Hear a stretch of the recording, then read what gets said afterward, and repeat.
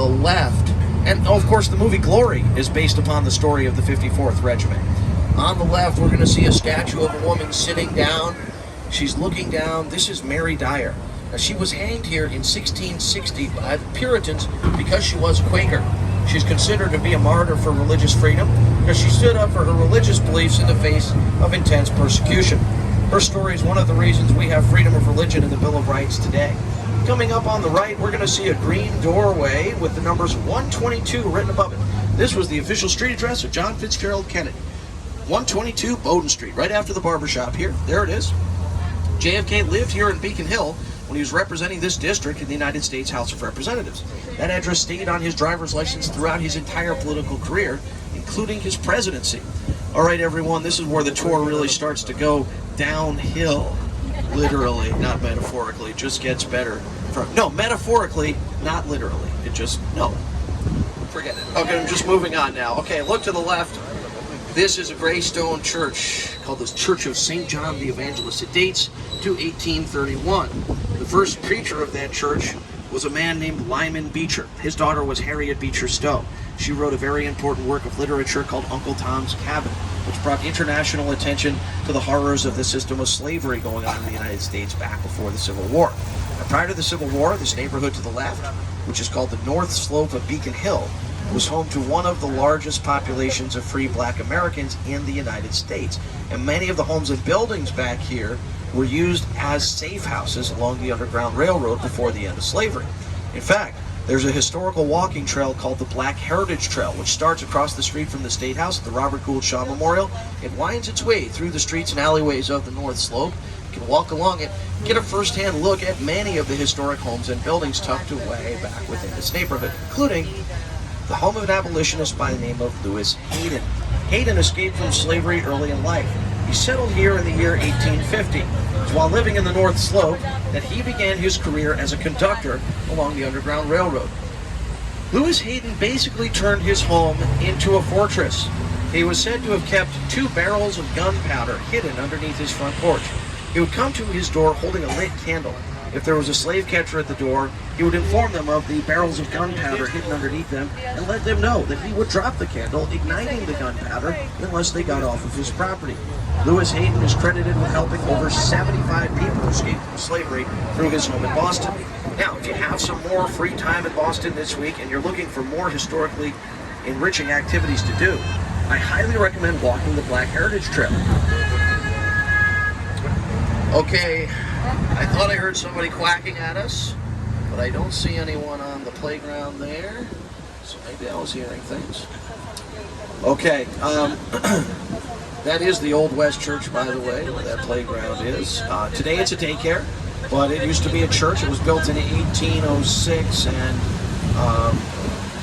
was used as a safe house along the Underground Railroad before the end of slavery. In the 1950s and 60s, it was a polling place.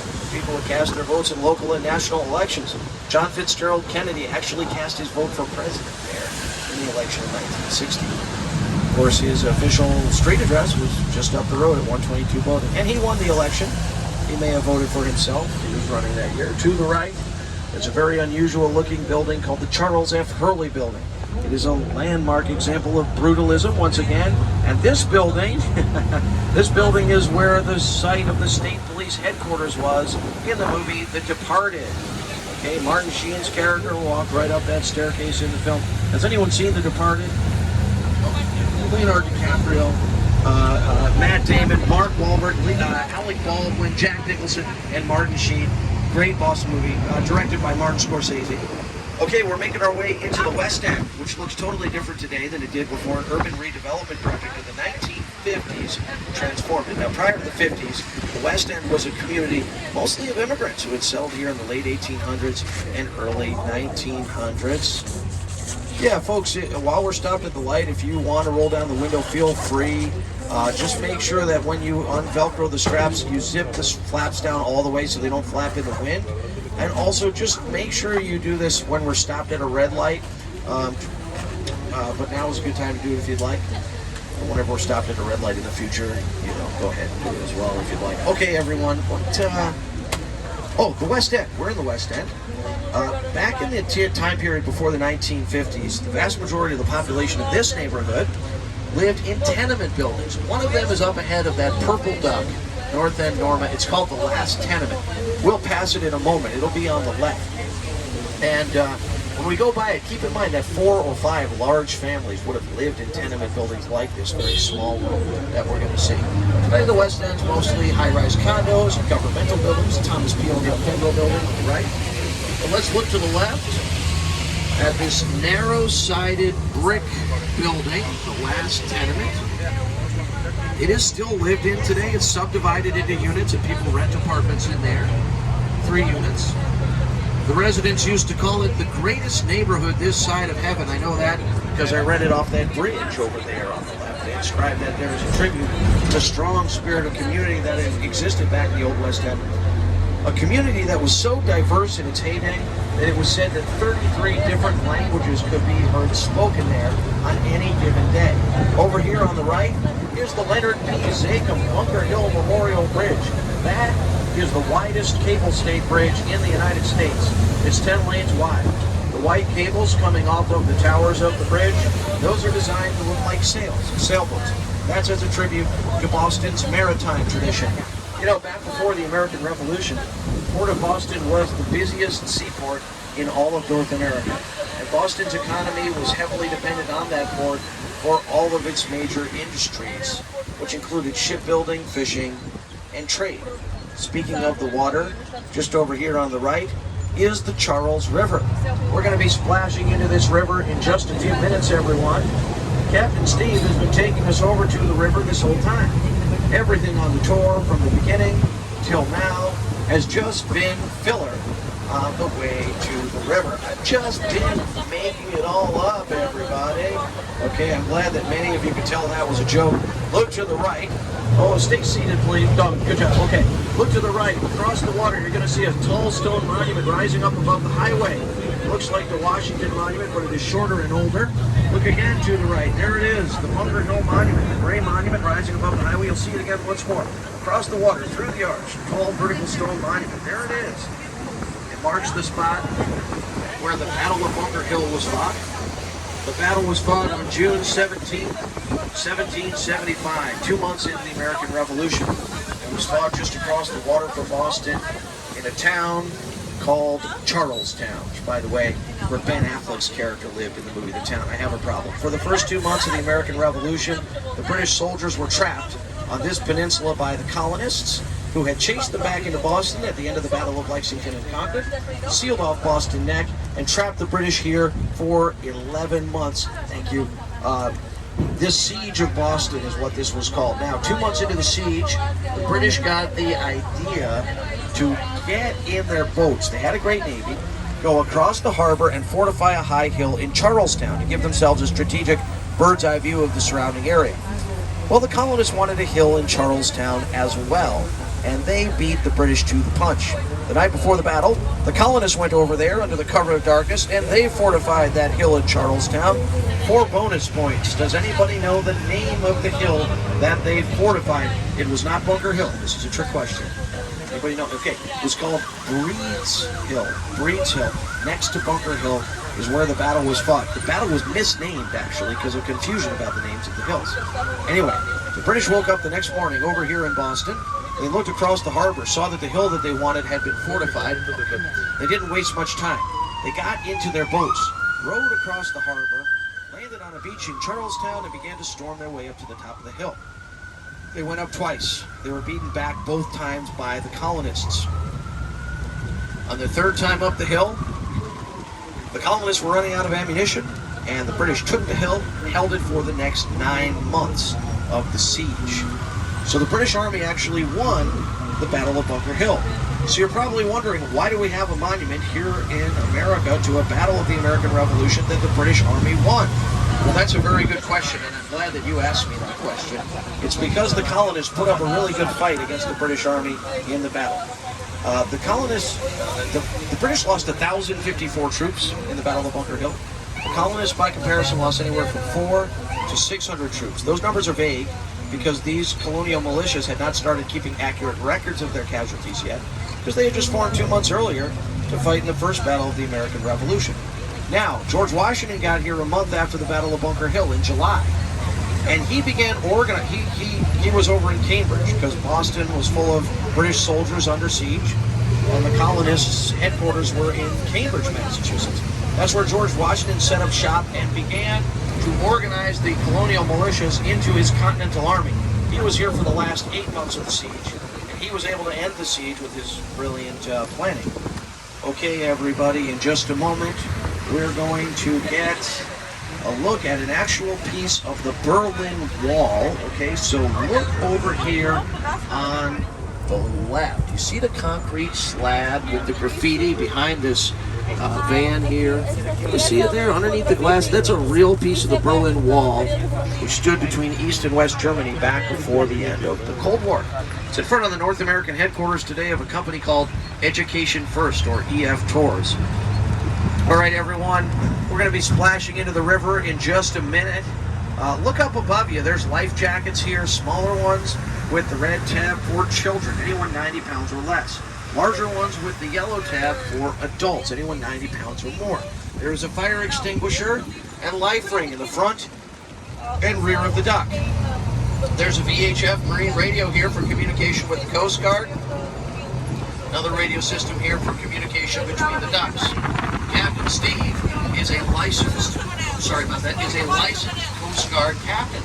We have never had to make an emergency exit on the Charles River in the 29-year history of the Boston Duck Tours, but should we need to, we have emergency exits in the front, the rear, and over the sides of the dock. In an emergency, we would put on the life jackets and exit out the windows of the dock into the river. Those of you that have the windows down, they are just Velcroed in place. In an emergency, you could push them out and exit into the river. While we're on the water, please stay seated. Keep your arms, legs, head, and hands inside the walls of the dock. Do not lean on the windows, as it is not safe to lean on them, and keep the aisles clear.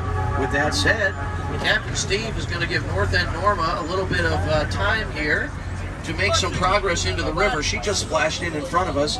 He's going to turn the propeller on in the back of the dock, sound the horn, and we'll go in just a few moments. He's still got to give Norma some space.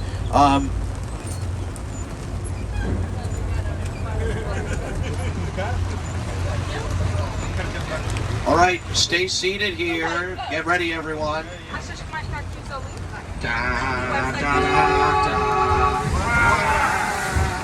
Whoa. Here we are in the Charles River. We just drove a giant bus into the water. We are now floating through the water in that giant bus. And some of you look kind of unimpressed, just like whatever. I've seen that a million times. Give it up for Captain Steve, everybody. Yeah, Steve.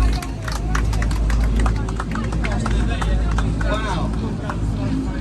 Okay, enjoy the scenery out here. We're supposed to remain seated. What's that?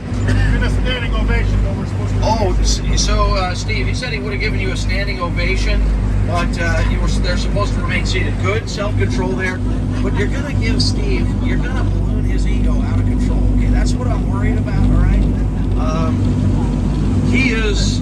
Steve is the show. He drives the show. He's Johnny Carson.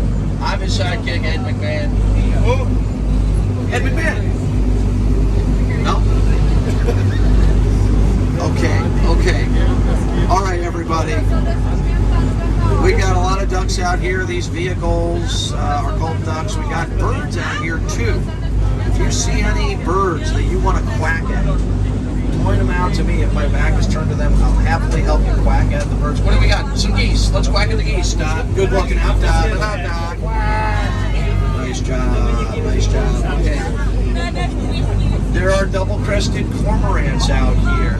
Those are blackbirds that you'll see often perched up on pieces of wood or buoys. They dive down really deep into the water. If you see any of those are really cool birds. We do see ducks, we do see geese, we do see seagulls. Okay, we're in the lower basin of the... How's that volume treating you in the back? Can you hear me okay? And up front, is it all right for you here, guys? Good. Okay, now just a few hundred yards behind us is a large dam that was built in 1978, and that dam separates us from the Boston harbor. We're in the lower basin of the river, the Charles River. Does anybody know, though, of a major historical event that happened in the Boston Harbor? The Boston Tea Party, I heard back there. Nicely done. This is significantly harder, and I don't expect you to know this, just throwing it out there in case anyone does. Does anyone know the date of the Boston Tea Party, the year? That is correct. That's a round of applause right there. Nicely done. And also, let's give it up once again for Captain Steve, everybody.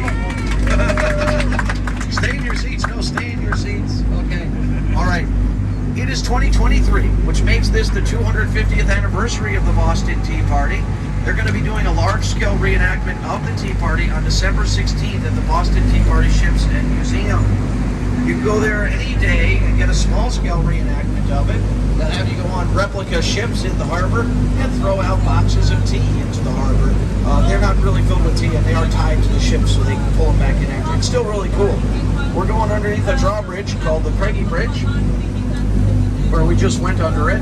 That might be the first time you've ever driven over a drawbridge, then ridden underneath the same bridge in the same vehicle. Still, many of you look unimpressed.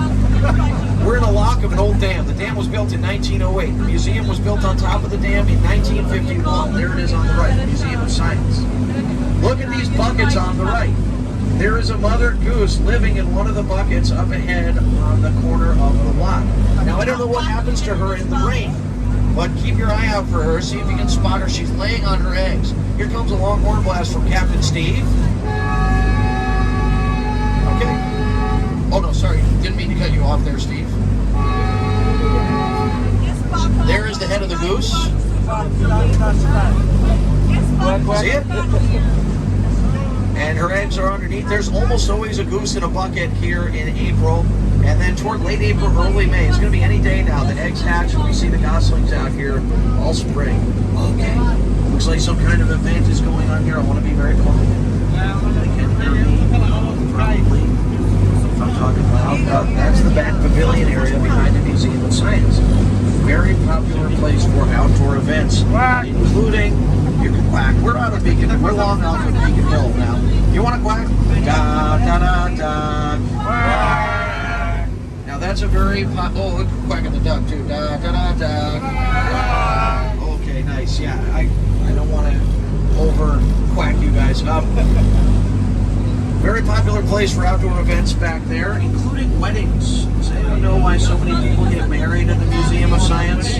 It's because of the chemistry. Over here on the right are a bunch of double-crested cormorants. You see them there on the dock, the blackbirds. Those are cormorants.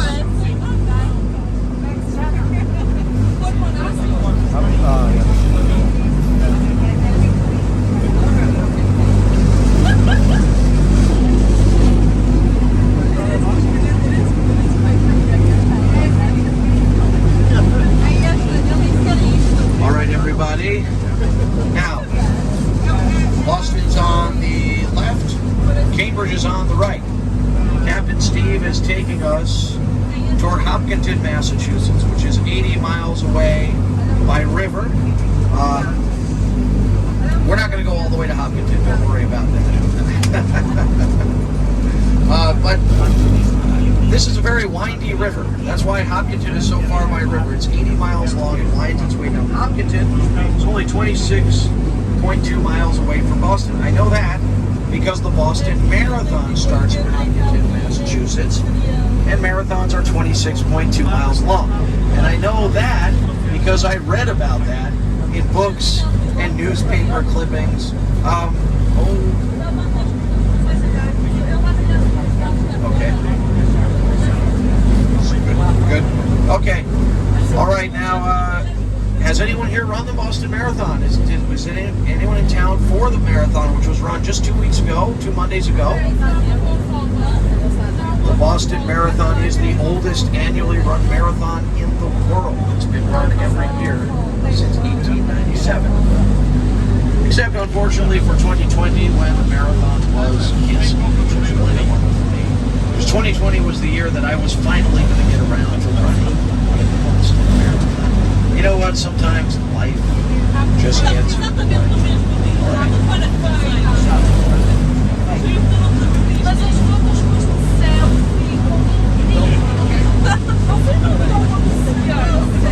All right, so Captain Steve was wondering if there are any volunteers that want to come up here to help him steer the duck.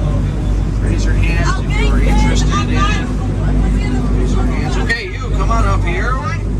We got our first volunteer. We're going to go one at a time and have a seat there. Grab the wheel.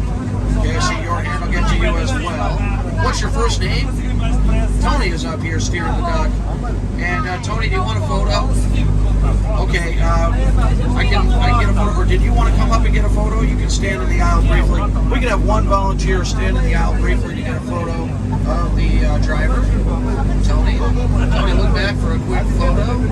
Tony, who do you think the Charles River is named after? There's a clue in the name. Tony is concentrating on driving. Here's a sticker for you. It says, I drove a duck. Watch your step on the way down here. We're going to have another volunteer come up. Tony, nice job. And be careful stepping over the lever and down there the platform. Give it up for Tony, please. Okay, and I see another volunteer here. Come on up. I'll get to you too. But oh, you don't want to do it. You don't want to do it? Okay, come on up here. And I see you guys back there too. Okay. How about what's your first name? Aldi? Aldi? Have a seat and grab the wheel. And does anyone want to come up here and get a photo? Oh yeah, sure. Take a video. Video? You want a picture? They want a video. I'll go with a picture for you. Okay. Nice. That's a good photo right there. Here is your phone. And yeah, you're doing well. Awesome. When he was 7. Yeah, and he went in circles. He went in circles. So Aldi did this when he was 7 years old, and now he's back. Aldi, I'm going to give you a sticker now. We're going to have you step down. And come on down. Watch your step. And here we go. Did you want to do it? Come on, yeah. Okay, come on up.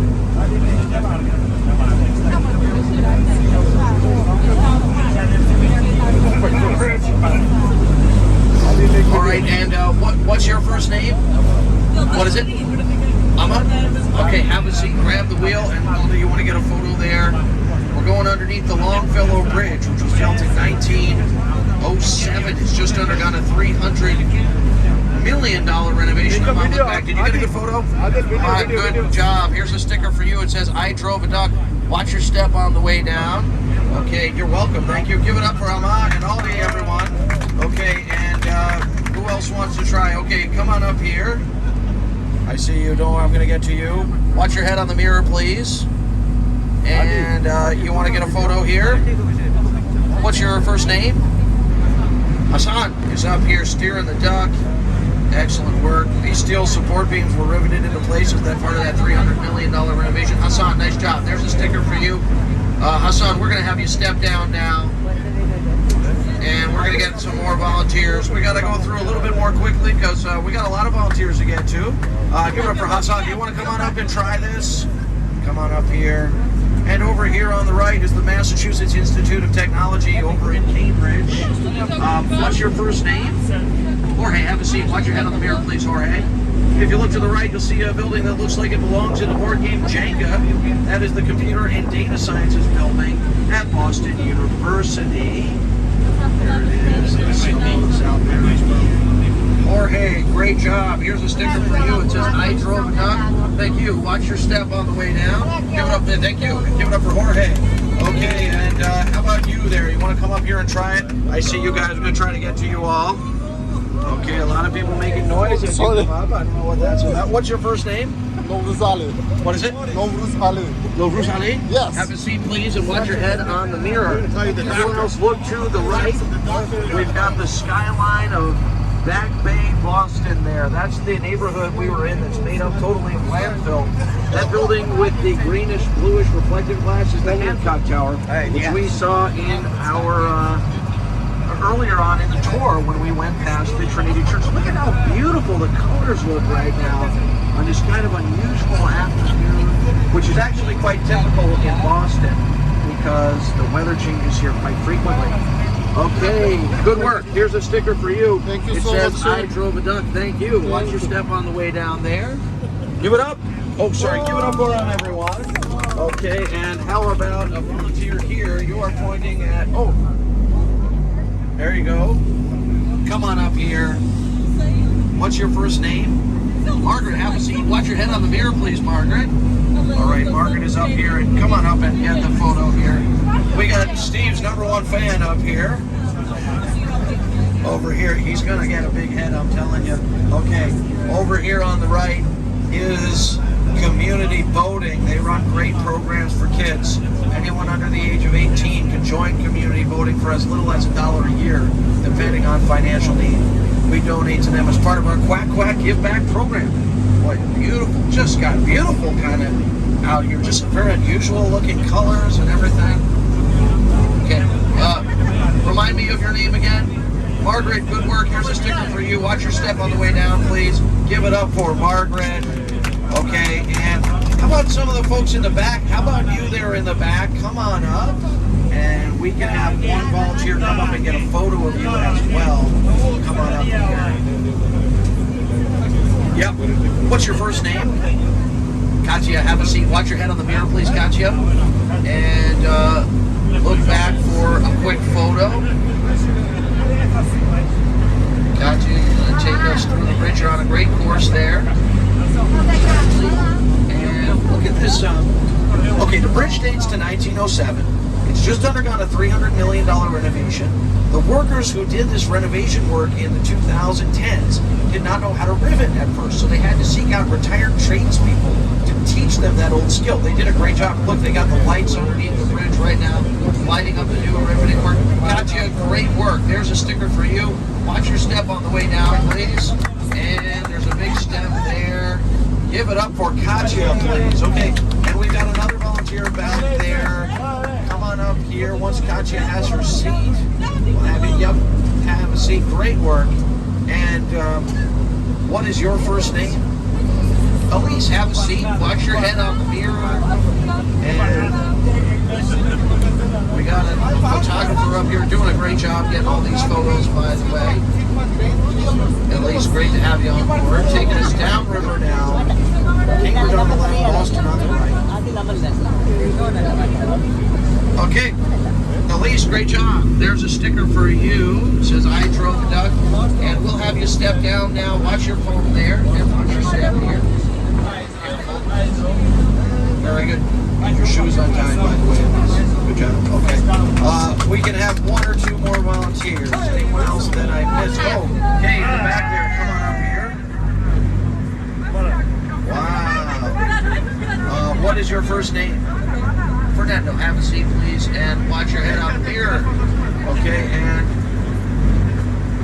we're going to get a photo of... very good. Fernando, excellent work. Here you go. Watch your step on the way down. Give it a hey.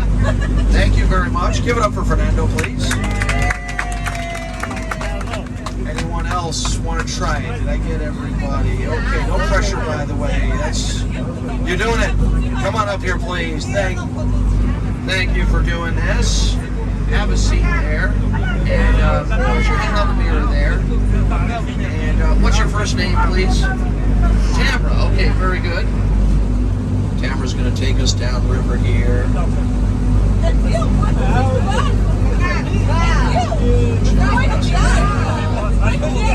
Charles River, named after King Charles I of England. Tamara, here's a sticker for you.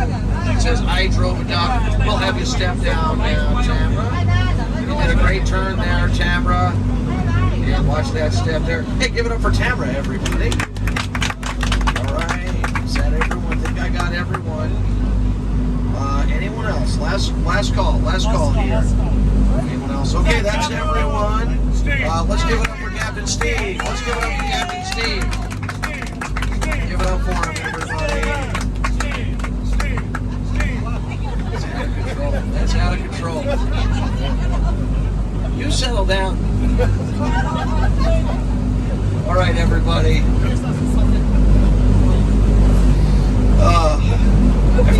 monster. All right, everybody. We got Cambridge over here on the left, founded in 1630 by the Puritans. First, the Puritans called Cambridge Newtown because it was a new town. The Puritans then founded the first college in America there in Newtown in 1636. They called it the College in Newtown because it was a college in the new town. The Puritans were not very good at naming things. They spiced it up though in 1638 when they changed the name of the college in Newtown to Harvard, after a wealthy benefactor of the school, a man named John Harvard, had passed away. Harvard is located there in Cambridge, about a 30-minute walk inland into the city. I've told you a little bit about Cambridge, hopefully a lot about Boston so far, but I do want to find out where you all are from. So, do we have anyone on board from Connecticut, Rhode Island, Massachusetts, New Hampshire, Vermont, or Maine? Anyone from New England on board the Duck? Where are you from? From Rhode Island. Welcome to Boston. Great to have you on board the Duck. From just south of us here in Rhode Island.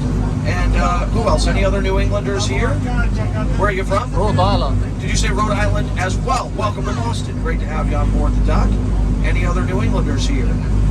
Okay. Where are you from? From Boston. So welcome to the Duck Tour from Boston. Great to have you on board the Duck today. Who else? Anyone else from New England? Okay, how about folks from outside of New England then? It should be everybody else, I would think. Who wants to tell me, where are you from? From India. Welcome to Boston. Great to have you on board the Duck today from India. Who else wants to tell me where they're from? Where are you from? Say it louder. Portugal. Welcome from Portugal. Great to have you on board the Duck today. Who else? Anyone else want to tell me, where are you from? Did you say Oklahoma? The Sooner State. Oh, Oklahoma. Did I try to sing that for you earlier? By the way, I don't think I mentioned, I won't sing again for the rest of the tour, unless, of course, anyone on board is celebrating a birthday. Oh, wait, I did mention it because I think it might have been your birthday, but maybe not. Okay, let's forget. We're reliving the whole thing now. Don't worry. I'll get off of you. Okay. Where are anyone else here? You're pointing at somebody. Who are you pointing at? They're not looking. Whoever you're pointing at is not looking at you, so I can't tell who it is. Okay. Who else wants to tell me where they're from? Miami. Wow, Miami, Florida. I wish. Welcome to Boston. I wish I could sing that to you, but Will Smith never wrote a cool song called "Welcome to Boston" like he did with me. Okay. Blast from the past there. Okay. Do they still play that in Miami? Not really. They got other things going on. Okay, so kind of passe. Okay. All right, I'm dating myself. I don't know what the internet is. Okay. Who else wants to tell me where they're from? Where are you from? South Carolina, the Palmetto State. Is that correct? Yes, you got it. Okay. I'm working on these the state nicknames. And South Carolina down now. Welcome to Boston. Great to have you on board the Duck today. Who else? Did I miss anybody? I got everyone. You guys are probably thinking, what's with this guy? Why is he so concerned with finding out where we're all from? What is he, some kind of Detective Duck Tracy. Here comes a long horn blast from Captain Steve. Wow.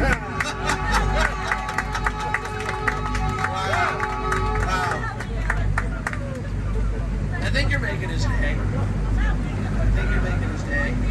That's good. These ducks were developed for use by the United States military back in 1942 during World War II. The military needed a vehicle that could take troops and supplies on shore to foreign beaches, so they came up with this design. All 28 ducks in our fleet are modern-day replicas of World War II era vehicles that have been retrofitted for sightseeing and built in the last 10 to 20 years. But in keeping with the military tradition of the ducks, we do reserve a special place here on the roof of the vessel for the signatures of any U.S. military veterans or anyone currently serving in the armed forces. Are there any veterans on board that want to sign the roof of the Duck at this time? All right, well, if you want to wait until we get back on dry land, tap me on the shoulder, let me know about your service. I'll hand you the Sharpie. Love to have you sign the roof of the Duck. And who here thinks the water in the Charles River is clean? Raise your hands. Okay, who thinks the water in the Charles River is dirty? Raise your hands. Okay, many of you. Who's not sure if it's clean or dirty? Raise your hands if you're on the fence. And in that case, raise your hands hands if you just didn't feel like raising your hands. Okay, that's okay. You don't have to weigh in on it. I'll give you the answer. The Charles River is the cleanest urban waterway in the United States of America. Congratulations to, I guess, the river, because none of you voted for clean. However, those of you who voted for dirty, you are also correct, because it is an urban waterway, so it is still technically dirty. But this river used to be, oh, sorry about that. This river used to be one of the filthiest in America. Back in the 1950s and 60s, Cambridge was heavily industrial. There were lots of factories dumping toxic chemicals into the water on a nearly daily basis. Then in the 1960s, it got so bad that a band called the Standells wrote a song called Dirty Water, mocking the lack of cleanliness here in the Charles River. Here comes the long horn blast from Captain Steve.